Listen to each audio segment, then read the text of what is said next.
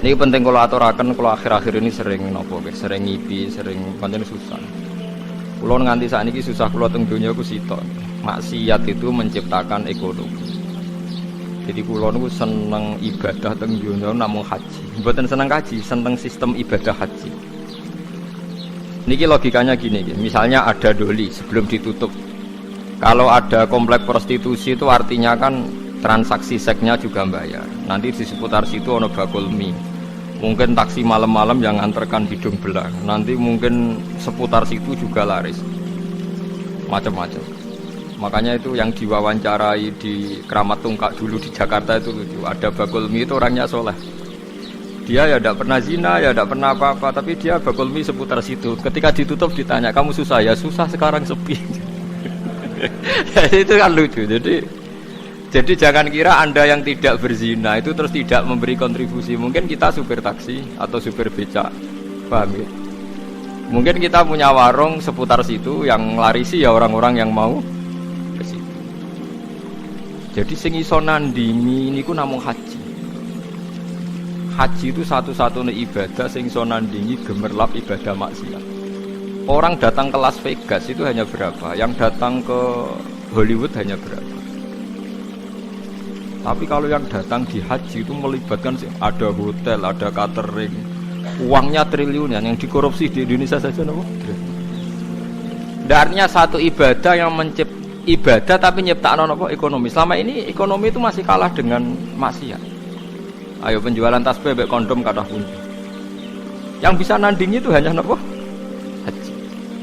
Bahkan saya diceritani teman-teman itu yang hidup, yang sekolah di Italia. Vatikan itu paling susah itu mikir haji karena kota suci Roma itu tidak seramai nopo Ka'bah. Sama padahal agama Kristen itu lebih banyak.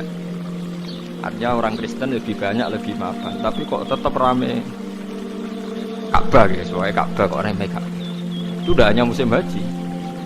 Misa yang suci di Vatikan saja masih ramai umroh. Enggak usah ditandingi haji, baru dengan umroh aja.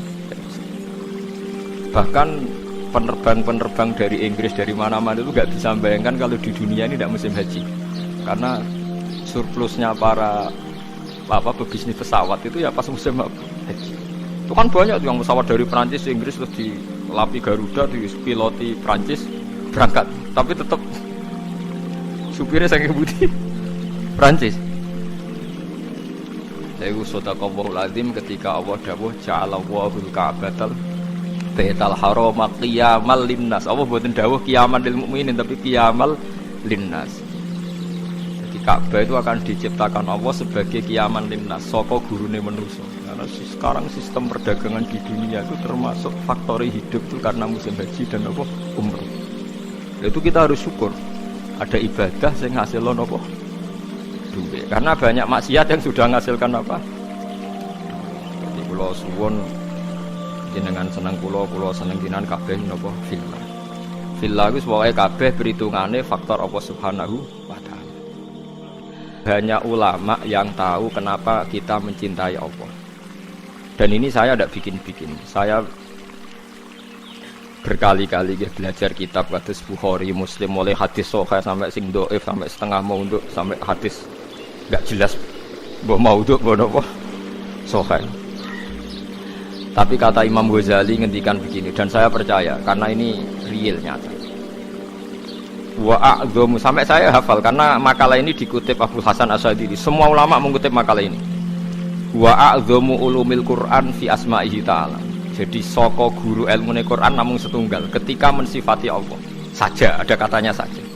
Lainnya itu karena menjelaskan manusia. Misalnya begini, ini contoh gitu, terutama kanca-kanca sing hafal Quran.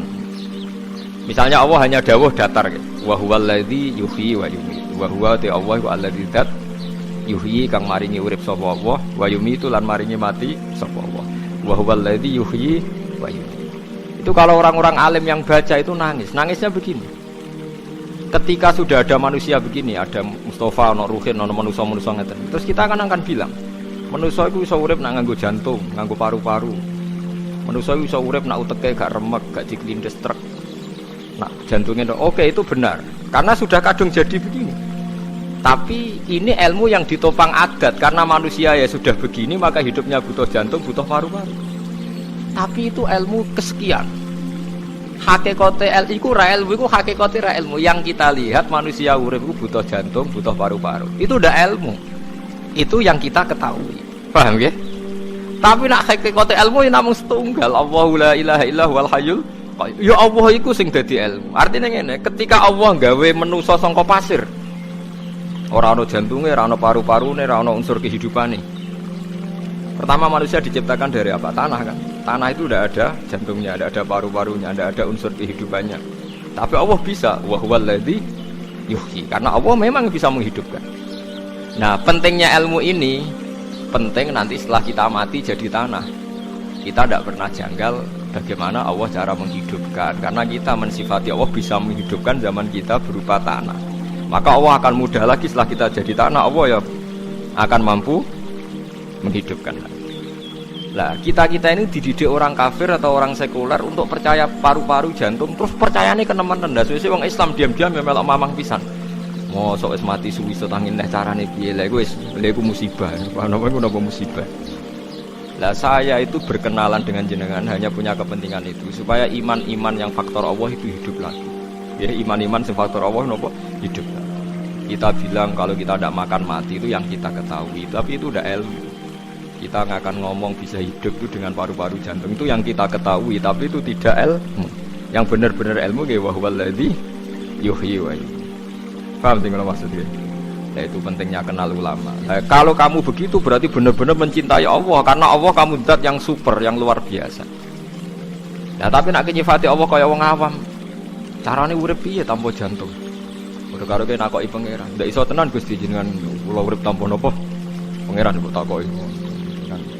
Nah, itu termasuk al-mutahabbina fillah, orang yang mencintai ulama karena ulama lah yang bisa memuji Tuhan. Ane yang Yahudi, yang Nasrani dikritik Allah wa ma qadarullaha haqqa qadri. Mereka tidak bisa menghormati Allah dengan sepenuh-penuhnya sifat Allah. Karena mereka sering mengukur kekuasaan Allah ambek yang mereka lihat. Nggih, ambek yang mereka napa? Mulane gejolkane Quran anggo jelek wong Yahudi. Orang Yahudi itu meyakini Isa itu anak zina karena Maryam tanpa bapak kok punya anak, berarti anak nopo? Zina. Jare pangeran anggo jelek wong Yahudi, jarene cerdas pikir kok. Cara pangeran yo gampang, inna masalah Isa inta wahi kama salih nopo Adam. Nah Isa iku mukhal mergo tanpa bapak, kudune wong Yahudi luwih ingkar anane Adam. Adam malah tanpa bapak, tambah ibu. Lah ya iku pentingnya ngaji itu sono pembanding. Jadi gue nak dewa-dewa no yang anda ketahui, anda akan jadi kafir. Meskipun gak kafir yang tenang-tenangan, tapi kafir diam-diam. Perkara ini meragukan kekuasaannya nopo.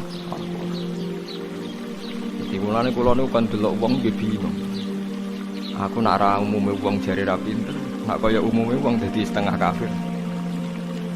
Ya memang repot jadi ulama, tapi harus berani ngomong. Nah, itu tadi makanya Imam Ghazali bilang Quran ilmu tertinggi itu ketika hanya nyifati Allah. Kata wa huwal ladzi yuhyi wa yumiit. Allah bisa menghidupkan tanpa syarat. Wa yumiit ya tanpa syarat.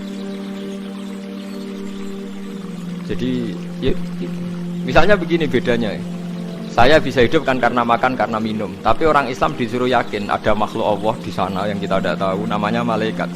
Itu hidupnya jutaan tahun tanpa makan, tanpa minum. Itu kalau ulama langsung tahu kita dengan malaikat tidak ada bedanya. Artinya kalau Allah bikin Jibril butuh makan ya bisa.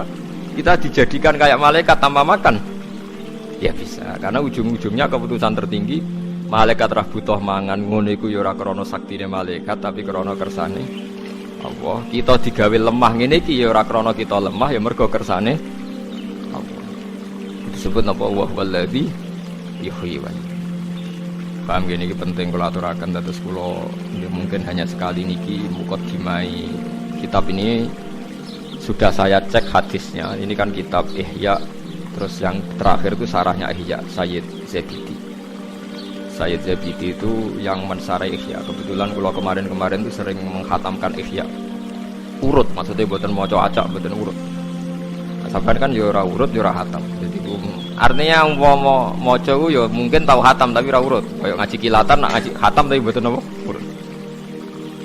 Ihya itu dikarang tahun 410 450 beliau lahir kapundhut 505. Ora ana sing nyarai, 600 tahun enggak ada yang mensarai. Sing nembe tahun 1200 wonten sing nyarai, tiyang alim saking Yaman. Termasuk Sayyid Riyae Kanjeng Nabi ini jenis Sayyid Murtadho napa Az-Zabidi. Wonten sing maca Zubaidi, tapi kula nak maca Az-Zabidi. Nah, ketika saya baca itu terakhir beliau di kesimpulan pada akhirnya sing diridani Allah itu nanti hanya orang yang saling mencintai karena Allah. Karena ini yang menciptakan agama, kata beliau, karena ini yang menciptakan apa? Agama. Sayyid Zabidi nyontohkan orang Islam yang paling fasik hukumnya gimana, ini juga ikut menciptakan agama. Jadi misalnya begini ya, di Jogja misalnya kan mayoritas Islam. Masih preman ya jenenge Nur Aini. Engko misalnya sing wong nakal ya jenenge Solikati, sebagai pasti gitu. Paling ndak itu kalau ditanya masjid itu roh, ya ora janggal nek wong Islam. Ya kita menjadi mayoritas di Jumatan raisin, sampai sholat raisin, mereka mayoritas Islam. Meskipun ketemu orang-orang yang tidak nopo sholat. Jadi kalau ada misalnya hidup di Australia atau hidup di Ambon, ya, namanya siapa Martinus, Popo, jeneng Kristen, kita takok apa sholat, kita takok masjid rawani, wes meragukan orang ora jelas, sing ditakoki tidak nopo. Tapi wong fasik sing ora salat lah asal Islam, kita kok masjid ora sungkan wong dekne Islam. Itu zaman Sidina Umar ngendikan, apa orang fasik Islam dapat saham ghanimah? Jawab Umar dapat, karena memperbanyak kuantitas. Ya iku ya al-mutahabbina napa? Kula niku nate diceritani kanca-kanca tangga kula sing kerja teng Malaysia, TKI teng Malaysia. Itu pernah satu kapal itu saking banyaknya penumpang itu ada Jumatan karena pas dina Jumat. Walhasil penumpang sebagian sing non muslim gak seneng karena dak bawah itu dipakai Jumatan, yang tempat publik itu dipakai Jumatan. Wong Islam senengane nganggo wong ae, wong kapal wek wong akeh dienggo Jumatan. Itu sing ngomong ngono dijotosi. Sejujurnya sing jotosi sing ora Jumatan.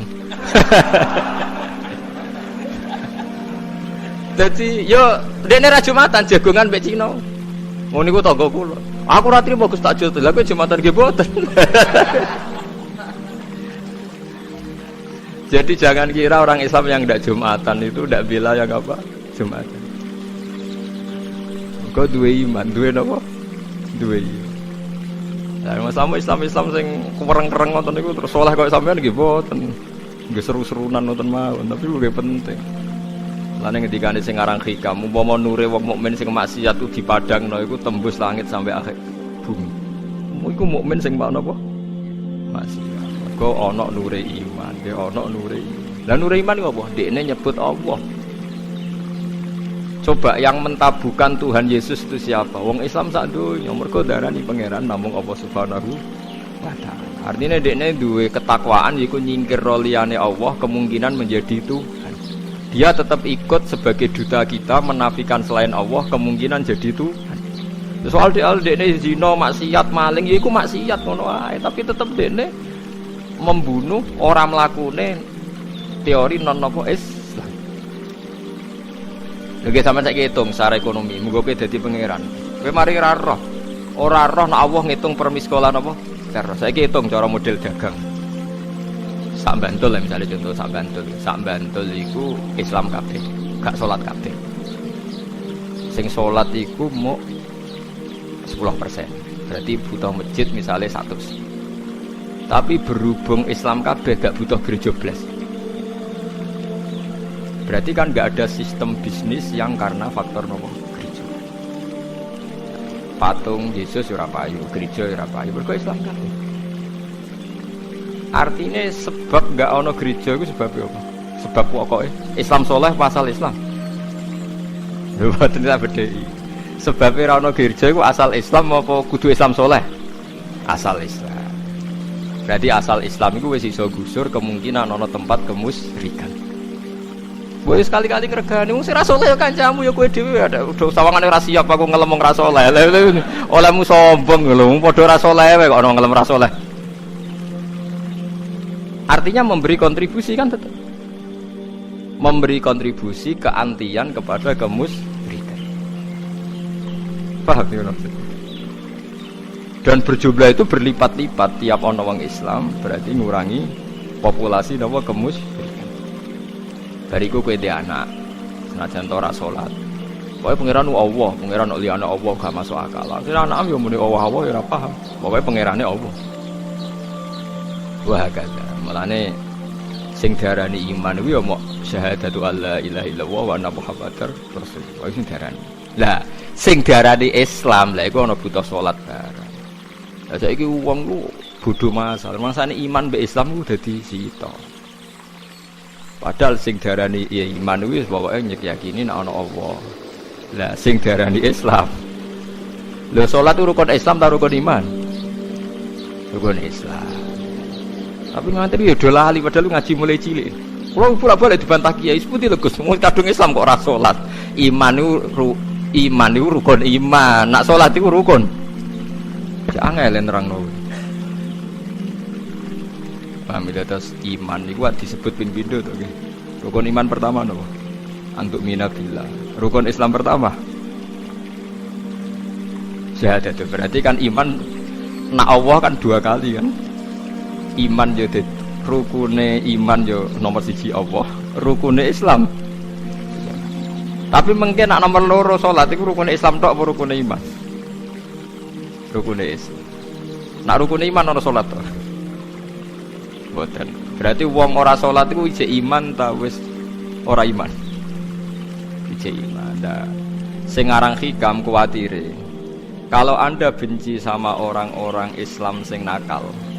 Orang Islam yang nakal ini punya kontribusi mentabukan kemusyrikan. Mungkin itu misalnya dulu kasus di Iran, dulu orang itu nyembah api, Wasani itu nyembah api. Gara-gara mereka dua iman itu udah mencoba mateni api. Ya orang pati sholat tapi wis iman.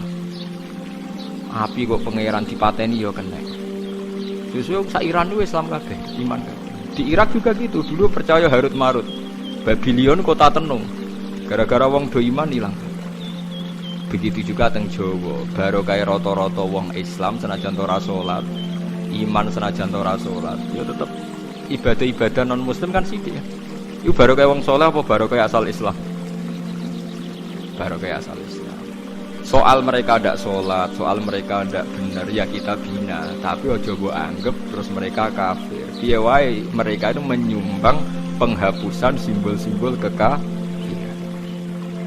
Kan dadi aliran-aliran sing gampang ngafirno wong. Mereka ku anti liyane Allah kok napa? Kok kafir. Lah ngeten iki jenenge ya al-mutahabbina napa? Fillah. Jadi sadar kontribusine tiyang Islam fasik tenggene jumlah kuantitas tiyang napa? Tiyang napa? Paham gitu terus Allah nu ngitung lu per miskola napa? Dzarrah nggih. Per napa miskola napa?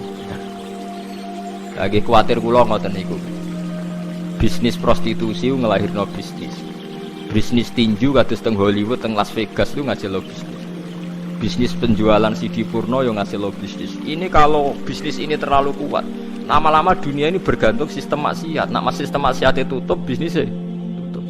Seperti tempat-tempat maksiat dulu di Doli, di Keramat Tungkak ditutup. Yang protes tidak hanya lonte-lontenya, tapi pedagang mie protes, taksi seputar juga protes, tukang ojek protes. Padahal mereka orang-orang soleh. Artinya tidak terlibat begitu. Tapi sudah menjadi sistem apa? Sistem ekonomi. Lah kula suwun jenengan dalam kesalian nek iso juga jadi sistem apa? Ekonomi supaya lebih kuat. Ini kados Ka'bah niku. Sya'allahu Ka'batal Baitul Haram qiyamal linnas. Jadi sekarang pesawat-pesawat di dunia musim haji seneng mergo di order di beberapa negara Islam. Itu kalau ndak bisa bangkrut itu. Nah mesti payune. Jadi antri bisa. Di kula suwun lewat ngaji niki jenengan tambah seneng teng Allah, nggih seneng teng ibadahe napa? Nggih liwat ngeten iki. Lha iku nak sampean seneng kula seneng jenengan faktor pangeran billah. Iku jengben diangkat pangeran terus diumumno ainal mutahabuna napa? Bijalai. Niki hadis sahih teng Bukhari wonten teng Muslim wonten al yauma udilluhum yauma la dilla illa mulane sampean ora usah seneng macam-macam pun. Kowe nek seneng bojo, nggih piye wae iki sing nolak zina. Mas yo ngamukan wis. Barokah bojo iki kowe ora selingkuh. Aja kok gara-gara bojo kereng malah selingkuh, malah kualik-walik kowe. Malah kualik-walik. Jadi dawuh Imam Ghazali misalnya kayak seneng bojo, mbok anggap penolak zina iku yo berarti kayak seneng fillah. Seneng duwe anak mergo soben niku calon penerus sujud berarti seneng napa? Fillah. Terus seneng wong Islam sing ora tau salat, ora tau zakat, mergo piye wae anti kemusyrikan, anti nyembah liyane Allah iku ya seneng fillah. Ya semuanya ya ada kadarnya, tapi piye wae asal mukmin berarti dekne anti Tuhan selain Allah. Pun kita terus niki kitab dinan simpen pokoknya bahwa niki napa memperbarui ukhuwah nggih, memperbarui ukhuwah bahwa hubungan kula jenengan niku fillah. Lan kula mboten nate kecewa mbek jenengan, mbok kurang sopan, mbok kurang apa mboten roh. Mboten roh. Ora sopan piye ora roh. Sopan piye mboten roh. Iki kula niati kula ngaji teng mriki seneng napa fillah. Tak kaki kanca-kanca sing hafal Quran sing saged ngaji kula suwun nak maca Quran terutama ning sifate Allah niku sing sifat hakiki. Liyane niku disebut Quran karena menjadi hukum publik. Ya kados tadi misalnya sampean jagoan mbek tiyang ditakoki. Misale Ruhin jantungnya dicoplok urip ta ora? Ki sampean jawab ya Ruhin nek jantungnya dicoplok ya mati. Nek disembelih ndase prudul mati ta ora? Ya mati. Tapi kowe ra iso nyifati Allah. Allah iso gak gawe Ruhin ndas tok urip. Tetap kita sifati sakit. Ya, tetap kita sifati sakit. Lah misalnya kita memaksakan, bayangno piye ya udah tok urip. Yo guys saiki bayangno zaman pasir dadi Nabi Adam. Piye? Lah iku melane kadang Allah iku ora nyebut objek tapi mau nyebut wa huwallazi yuhyi wa yumiit. Allah sing nguripno lan sing matekno gak nyebut objek. Mergo nek nyebut objek, wong ra iso bayangno ndas keputul urip, wong tanpa jantung. Mergo kesuwen oleh delok wong urip ku syaraté nganggo sikat. Paham ya? Tapi misale kowe dadi Nabi Adam. Misale kowe bayangno dadi Nabi Adam barang rapopo kowe bayangno dadi Nabi Adam. Tewangi ning donya dhewean. Gusti kula king pundi? Niku lho kok pasir. Menawa Nabi Adam malah janggal. Ana wong kok ora percaya. Menawa nak ketemu pasir kok ora dadi aku lho. Mergo dekne ngerti ku jenise, napa? Mergo ngerti ku apa? Cara kowe dadi Nabi Adam dhewean. Angger dikandani pangeran iku kula urip ing pundi Gusti? Iki lho kok pasir. Menawa tiap roh pasir kok gak dadi aku, malah dinteni dadine kan. Karena dia pengetahuannya tunggal, materine kok napa? Materine kok napa? Pasir. Nah, makanya ilmu yang kita ketahui sekarang itu jangan menipu. Mulane kula nu sering debat mbek kiai ditangeli ngeten. Gus, mosok wong ning panase neraka cek iso urip. Lah piye ngopo nek neraka urip ra iso? Ketoke kok angel, Gus. Lah ada nyoal neraka kok koyo PKI ya. Maksudnya tak lalal-lalal banyu ayo ra iso urip. Ada sing soal neraka mesti kecampur PKI ya. Kita ini kan menjadi aneh, seakan-akan menggugat mosok ning neraka panase ngono wong iso urip. Kenapa objeknya neraka ora ngenyek Islam, ngenyek agama? Padahal kita juga gak bisa membayangkan urip dicelupno banyu, dilelep-lelepno. Kuwi iso urip ta? Ndak bisa kan? Lha ya rak padha-padha ra iso iku kudune contone aja neraka, iku contoh agama, contone banyu ditimbun ning tanah. Kalau nuruti ilmune manusa ndak bisa bayangkan hidup kan